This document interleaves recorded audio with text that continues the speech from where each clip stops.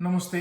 आज म खाँदेको मुलाको अचारलाई कसरी बनाउने सजिलो तरिकासँग कसरी बनाउने भनेर तपाईहरुको समक्षमा बनाउन जाँदैछु।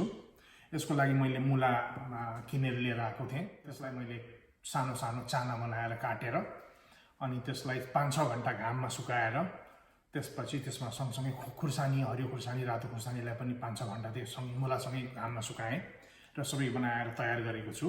अब म तपाईहरुलाई यसमा चाहिने सामग्रीहरू के हुन् र यो कसरी बनाउने भनेर बताउन जाँदैछु। अब म तपाईहरुलाई यो यसमा मुलाको अचारमा चाहिने सामग्रीहरूको बारेमा जानकारी दिन चाहन्छु। यो चाहिँ मसँग मेथीको धुलो छ, यसमा तोरीको धुलो, यो बेसार भयो, यहाँ कनोला ओइल, यो टिमुरको धुलो, यो रातो खोर्सानीको धुलो, यो सानो बट्टामा हिङ छ, अनि यसमा चाहिने नुन। यो सामग्रीहरू र हरियो खोर्सानी, रातो खोर्सानी र मुला यो सबै अब तयार भयो। अब म यसलाई मोल्ने तयारी गर्न थाले। यसमा म तोरीको धुलो हाल्दै छु। यसपछि म यसमा मेथीको धुलो, त्यसपछि यसमा म हाल्दै छु टिमुरको धुलो। टिमुरले अचारलाई एकदमै स्वादिलो बनाउँछ। अब टिमुरको धुलो पछि म यसमा हाल्दै छु रातो खोर्सानीको धुलो। रातो खोर्सानीको धुलोले अचारको कलर पनि राम्रो देखिन्छ र स्वाद पनि मिठो हुन्छ।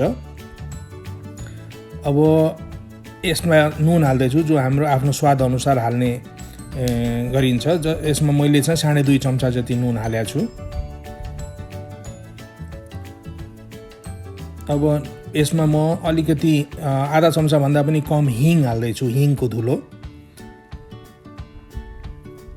अब हिङको धुलो पछि अब म यसमा यो बेसारको धुलो हाल्दै छु। अब यसमा कनोला ओइल हालेर अनि यसलाई अब मोल्ने तयारी गर्छु। मोल्नको लागि अब मैले हातमा पन्जा लगाएको छु। यो पन्जाले चाहिँ मेरो हात पछि पिरो हुँदैन। अब यो अचार मोल्ने काम सिद्धियो। अब यसलाई म एउटा सिसीमा खाद्दै छु। अब यो अचार यसमा चाहिँ मैले मेरो घरमा मेरो हजुरमुवा, मेरो आमाहरूले यो अचार चाहिँ हातले चाहिँ यसरी थिचेर खाँदेको देख्या हुनाले म आज त्यसरी नै हातले थिचेर खाँदै छु। त्यसो गर्दाखेरि अचारको स्वाद अझै मिठो हुन्छ भनेर मैले त्यति बेला थाहा पाएको थिएँ।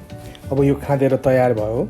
यसलाई अब हावा नछिर्ने गरी राम्रोसँग बिर्कोले टाइटसँग बन्द गरेर अनि म यसलाई अब घाममा लगेर सुकाउन राखिदिन्छु।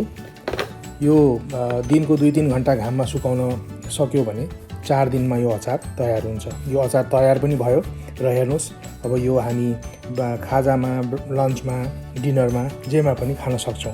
तपाईहरुलाई मेरो आजको भिडियो कस्तो लाग्यो? यदि राम्रो लाग्यो भने प्लिज यसलाई लाइक र सब्स्क्राइब गरिदिनु होला। आगामी दिनमा फेरि अर्को नयाँ कार्यक्रम लिएर म आउने नै छु। धन्यवाद।